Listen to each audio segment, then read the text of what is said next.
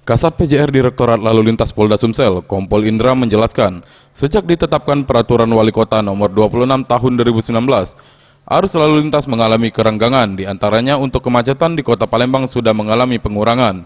Kemudian, untuk tingkat kecelakaan lalu lintas akibat kendaraan truk berkurang dan nyaris tidak ada.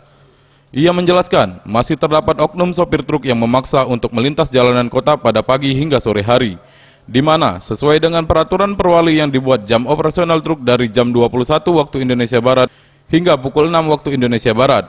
Namun, pihak Dirlantas Polda Sumsel akan terus melakukan upaya peneguran terhadap sopir truk yang melanggar.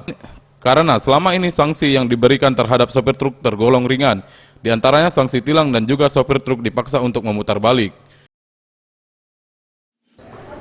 Memang semenjak dikeluarkannya perwali ini, masih kita lihat banyaknya oknum-oknum daripada pengemudi truk yang masih memaksakan menerobos memasuki Kota Palembang.